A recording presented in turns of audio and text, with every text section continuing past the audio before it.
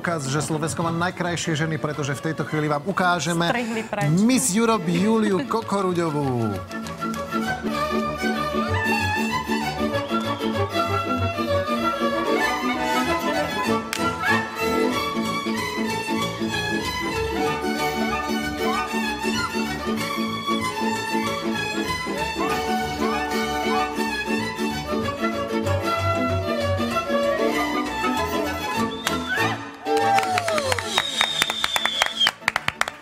Vítaj, poď prosím ťa tuto k nám. Ahoj, sadni ahoj, si v tomto prekrásnom kroji.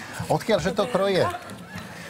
Teraz sa vydýchá ešte chvíľočku, ale je to, predpokladám, že teda ten dobový ručne vyšívaný taký, ako sa u vás kedysi dávno nosieval, pretože ty pochádzaš, keď to nájdem, Milpoš pri Sabinove. Je to malá dedinka na východnom Slovensku. Musím trošku vydýchnuť. Áno, zatiaľ len povieme, že si fakt očarila v priebehu pár chvíľ jednu veľkú porotu. Tá súťaž Miss sa konala v Číne. Obrovsky ti tlieskali a aby sme vysvetlili, prečo sme začínali tým fľaškovým tancom, pretože toto bolo to, čo vlastne tú porotu dostalo. Najprv boli šaty, potom boli plavky, ešte furt nič, ale potom fľaškový tanec. A povedali si, toto je tá najkrajšia žena. My sa nečudujeme. Áno, to znamená, že aj na takej svetovej súťaži, hej, je voľná disciplína a ty, keďže si predtým dlhodobo tancovala vo folklóre, máš k tomu blízko, si vybrala práve takýto fľaškový tanec a zaujal teda. No ja som vlastne tancovala 7 rokov v ľudovom súbore v Lipanoch a tým pádom som si vlastne vybrala túto voľnú disciplínu.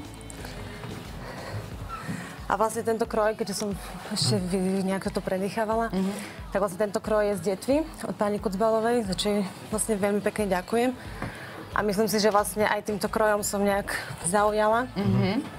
A plus aj tým, že som donesla aj našu slovenskú domácu slivovicu. Tak to je jasné. A vlastne, možno aj kvôli tomu som to nejako vyhrala. Áno, ale to, že manipulácia poroty, to nespomínajme. No. Takto, aká bola tá tvoja cesta? Pretože, jasne, chápem folklórny súbor, 7-8 ročkov. Ako v tebe vôbec skrsla tá myšlienka? Sama si sa prihlásila, niekto ťa prihlásil, že vôbec existuje takáto súťaž? Vlastne, ja keď som bola malička, sledovala som tie misky, tak nikdy som nejak nemala nejakú ambíciu. Ale si to proste sledovala, hej? Tam som to sledovala, robila som nejaké menšie misky v dedinke. Aj na škole som sa zúčastnila nejakej tej misky, ale nikdy som nemala odvahu sa vlastne prihlásiť. No. A vlastne, keďže som zo skupiny Československého leva, tak tam som vlastne spoznala pána Jozefa Oklamčaka. A on pozrel a povedal, že Julka, z teba niečo bude. No, on ma vlastne povedal na jeden z tých 3 castingov a tam si ma vlastne vybral ako delegátku a poslal ma do tej Číny. No, skôr než si do tej Číny išla, tak vieme, že ty si absolvovala akože intenzívnu 2-mesačnú prípravu. To znamená, že bola snaha sa naučiť ešte niečo, čo si nevedela. Čo si robila počas tých 2 mesiacov? Vlastne presťahovala som sa do Prešova, kde som sa intenzívne pripravovala 2 mesiace s tým, že som bola na sústredení v Chorvátsku, kde som mala vlastne osobného trénera Marka Gizelu a ten mi vlastne tak nejak pomohol. Dobre, išlo o to, že si musela nejak schudnúť, musela si niečo ešte sa naučiť, kondičky, veci, všetko. No musela som sa hlavne akože spevniť a aj celková príprava na tú súťaž.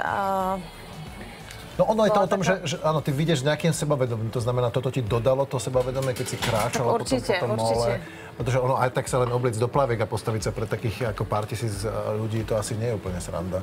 No, to nie je. Aj vlastne som potrebovala nejakú tú kondičku na ten tanec, aby som to tam nejak ukázala. Jasné. A potom v samotnej Číne si bola koľko?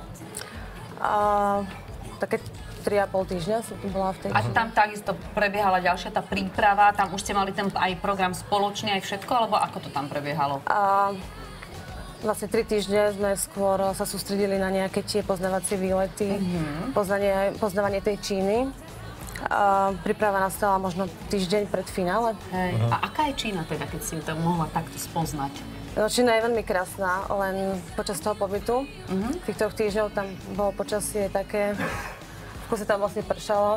Keď sme sa vraciali naspäť, tak som myslela, že už ani neodletíme, lebo tam bol práve vtedy tajfún. Čiže turbulencie boli neskutočné a chvála Bohu, že sme došli v poriadku. No a mňa by ešte zaujímalo, že čo tak v tvojej rodnej vieske, rodnej obci potom urobilo, keď si sa zrazu objavila s týmto titulom, že kráčaš, bolo nejaké špeciálne privítanie, niečo, čo ti tak trochu dvihlo sebavedomie, náladu? No tak vlastne oveľa viac ponúk mám teraz. Keď som sa vlastne vrátila z tej Číny s tou výhrou. Napríklad dneska ideme hrať benefičný zápas do Partizanského. Ty športuješ? Áno. Čo robíš? Volejbal, lenže dneska hráme hádzanu. Áno, proti hádzanákom v Partizánskom a vlastne my ako zo skupiny Československého Lova ideme tam.